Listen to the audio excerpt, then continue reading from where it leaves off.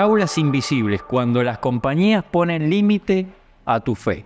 ¿Te has pasado alguna vez que han sentido que quizás las compañías, el entorno, alguna persona en particular o algo están poniendo límites a su fe? Bueno, yo los quiero invitar a mirar a las personas que están alrededor. Porque una vez escuché una frase y me gustó mucho, y es un poco lo que le da el pie al mensaje.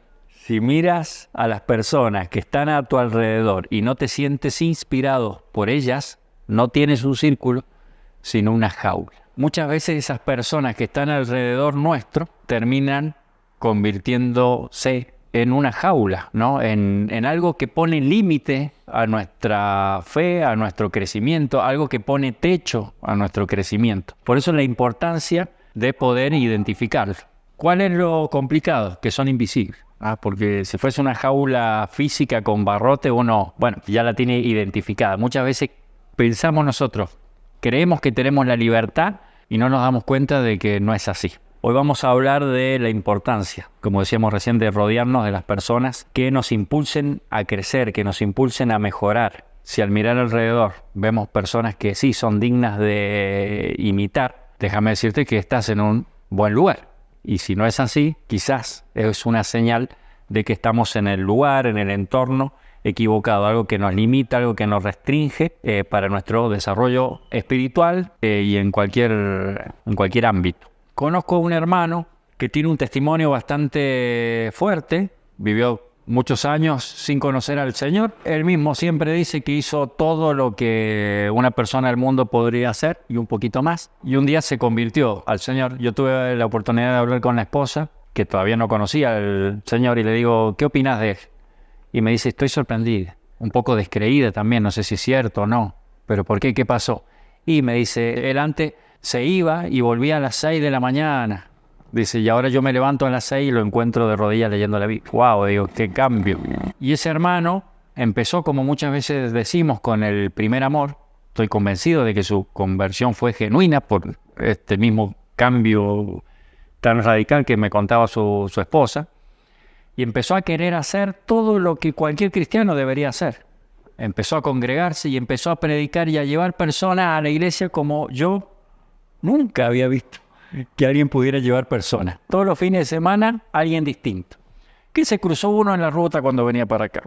Que llevó un indigente que lo llevó a su casa y lo bañó y lo llevó a la iglesia y lo estuvo llevando mucho tiempo. Que familiares, que compañeros de trabajo, clientes. Bueno, una cantidad que yo no había visto, que yo no había llevado, que ni siquiera los líderes de la iglesia habían llevado nunca esa cantidad de personas. Este hermano tenía el primer amor, tiene una conversión genuina, pero ¿qué empezó a pasar con el tiempo? Se fue apagando porque quizás el entorno no era el que más lo motivaba a seguir haciendo esas cosas. Una vez un hermano también me preguntó qué necesitas o qué pensás que es lo que te detiene para dar el próximo paso, para saltar al próximo nivel en cuanto a lo espiritual. Y una de mis respuestas fue, y es que es difícil ser el único también. Cuando somos varios los que decidimos hacer un salto, convengamos que es más fácil. Aunque si vemos los ejemplos que hay en la Biblia, generalmente siempre han sido 1 o 2 o nadar un poco en contra de la corriente. Yo quiero que busquemos en la palabra de Dios, porque el apóstol Pablo, en la primera carta a los Corintios, da un consejo, y es el primer punto. Y es la importancia de las buenas compañías. La importancia de las buenas compañías. Y ojo que acá el apóstol Pablo le va a dar este consejo a la iglesia. Y si bien lo podemos aplicar al entorno, por así decirlo, secular, como se dice, del trabajo, del estudio, de los familiares inconversos, de los compañeros inconversos, este consejo que va a dar Pablo acá se trata de la misma iglesia, de las compañías que están dentro de la iglesia. Ojo por ahí, Dice 1 Corintios capítulo 15, versículo 33. Dice la versión, por ejemplo, Reina Valera, no erréis, las malas conversaciones corrompen las buenas costumbres. Muy conocido el versículo, ¿no? Otra versión dice, no se dejen engañar, las malas compañías corrompen las buenas costumbres. Las malas compañías. Se lo está diciendo a los hermanos acá, les doy el contexto. Había hermanos también en la iglesia que habían empezado a dejarse llevar por algunas creencias mundanas y ellos no creían en la resurrección, por ejemplo.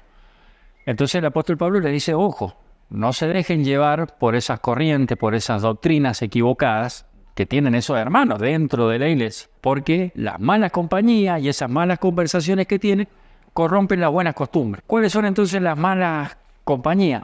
Y son, en este caso, los hermanos quizás que están dentro de la iglesia, pero cuyas costumbres son más bien apegadas al mundo, lo cual le va a corromper las buenas costumbres. ¿Cuáles son las buenas costumbres? Las que mencionamos, por ejemplo, de este ejemplo que le di recién de este hermano, que en su primer amor tenía intactas las buenas costumbres, que era predicar el evangelio, llevar a cualquier persona a la iglesia, congregarse, tener amor, sentir amor por las almas, estar presentes como iglesia, que la iglesia, ¿quiénes somos nosotros?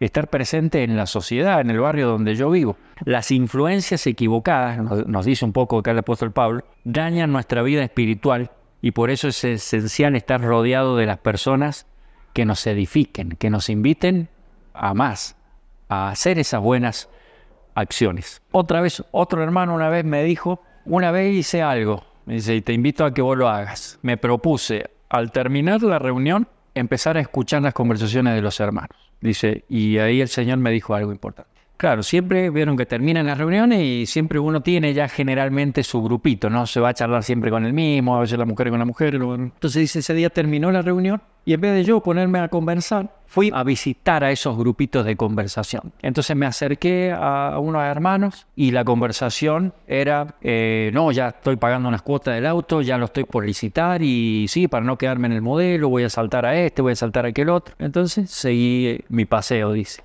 Y seguía otro y me dice, no, sí, voy a hacer 3 departamentos arriba, entonces voy a vivir de la renta y no sé qué.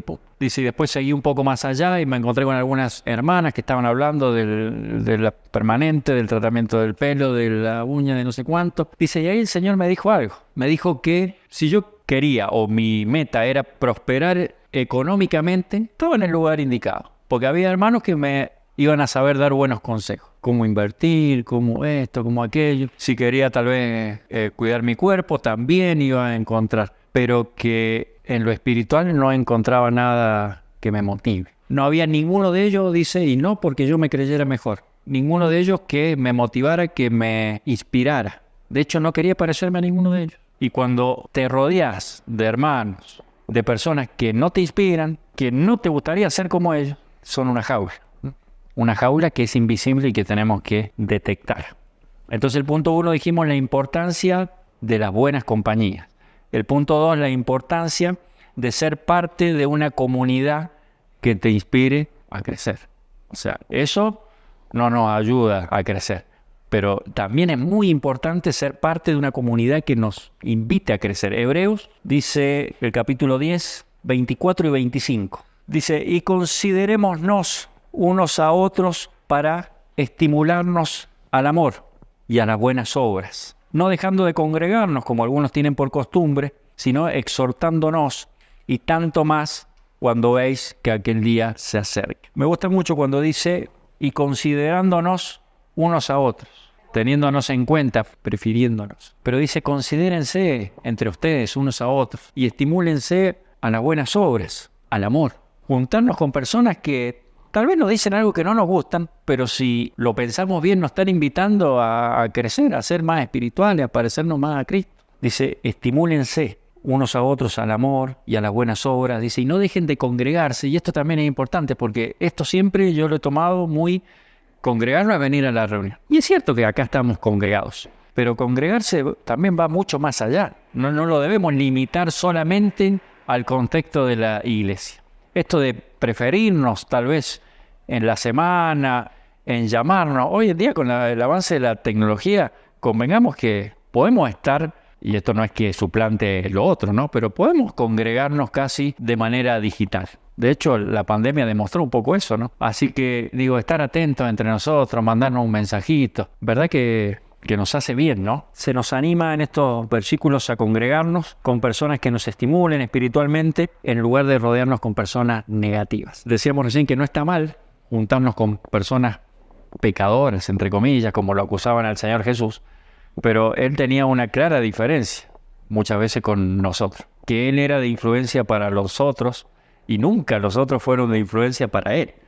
Si nosotros podemos animarnos a cumplir esa premisa, bueno, está bien, para eso estamos en el mundo, ¿no? Para influenciar también a los demás, pero nosotros estimular también al amor y a las buenas obras y que conozcan de Cristo las personas que aún no son salvas. Fíjense que en Romanos capítulo 12, el apóstol Pablo da una lista de deberes cristianos, que son muchos, no lo vamos a leer todos, pero uno de los primeros versículos, creo que es el versículo 3, no os conforméis a este siglo, sino dice, transformaos por medio de la renovación de vuestro entendimiento para que comprobéis la buena voluntad de Dios agradable y perfecta. Dice, no se conformen, estén en el mundo, pero que ellos se conformen a ustedes. Y el apóstol Pablo también le dijo al joven Timoteo, alguna vez, 2 Timoteo 2:22, dice, huye también de las pasiones juveniles.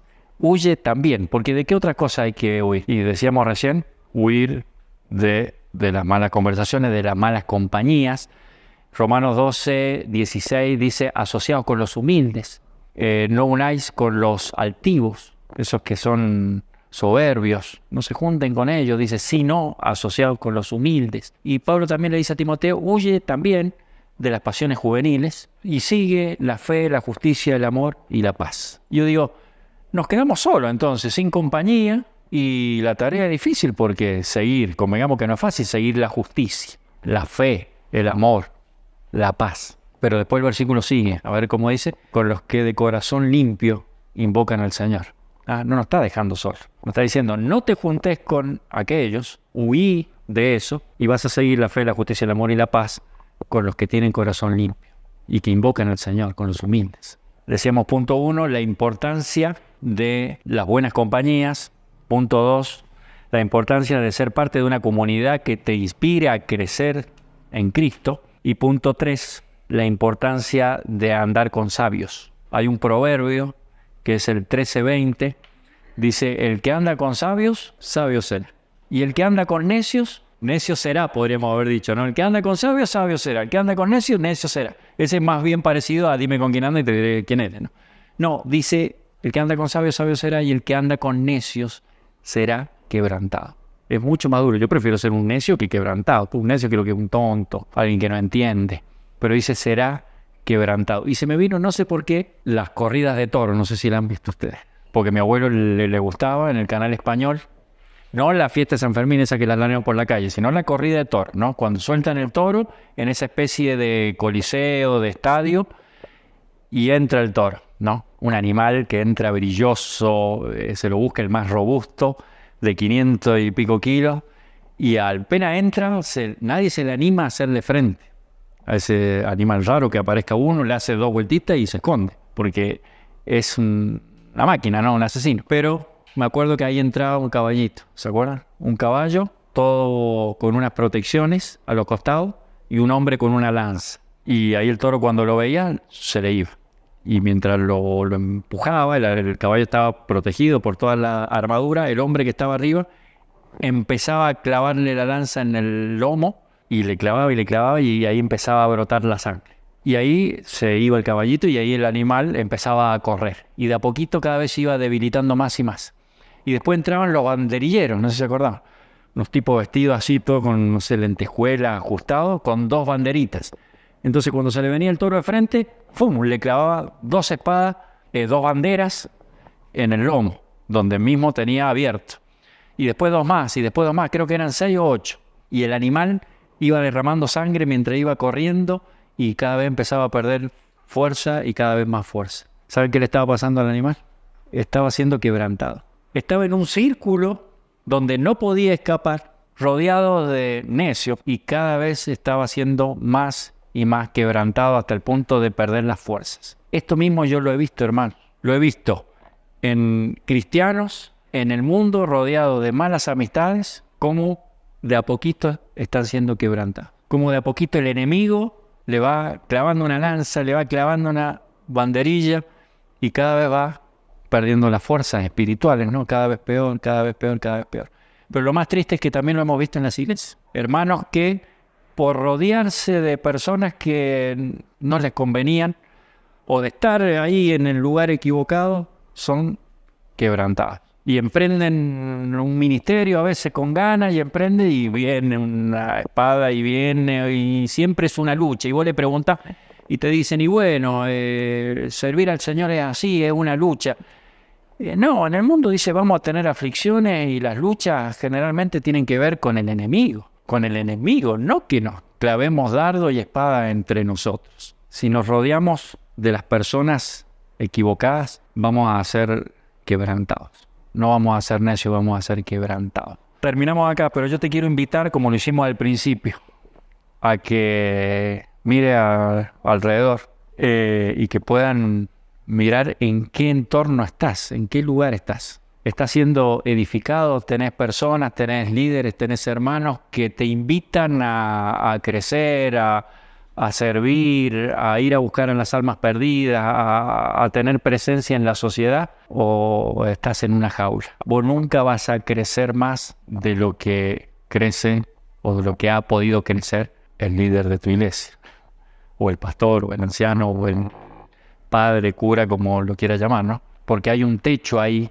en el cual podemos encontrar humanamente hablando. No debería ser así. En la iglesia todos deberíamos poder crecer a la medida de la estatura de Cristo, pero muchas veces nos encontramos con ese tope. Muchas veces nos topamos con la situación de que hay hermanos que nos quieren ver bien, que faltamos a la reunión y nos llaman y nos dicen, hermano, no viniste, te esperábamos, quieren el bien para vos. Como fue el caso de Saúl con David. Cuando David se propuso para matar al gigante, a Goliat, ¿se acuerdan? Saúl lo llamó, le ofreció todas las vestiduras. ¿Por qué? ¿Porque quería que lo maten? No, quería el bien. Y le dijo, ve, Jehová esté contigo. Lo bendijo. Y ahí David fue y derrotó al gigante. Pero ¿se acuerdan qué pasó? Todo esto está en 1 Samuel.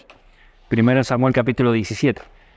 Cuando David entró, volvió otra vez a la ciudad después de haber derrotado al gigante y a todos los filisteos. Dice que las mujeres de la ciudad cantaban y decían, Saúl mató a los 1000 y David a sus 10.000. Y dice, y eso desagradó a Saúl. Dijo, le falta solo tener el reino. ¿Cómo va a ser más que yo si el rey soy yo? Y después el versículo que sigue dice, y desde ese día Saúl no vio con buenos ojos a David. Bastó una sola acción de David para que Saúl ya no lo mire con buenos ojos. Celos. Fue haber cruzado ese techo. ¿Cómo él va a matar más que el rey? Cuando ese gigante apareció en el pueblo, Saúl estaba quietito.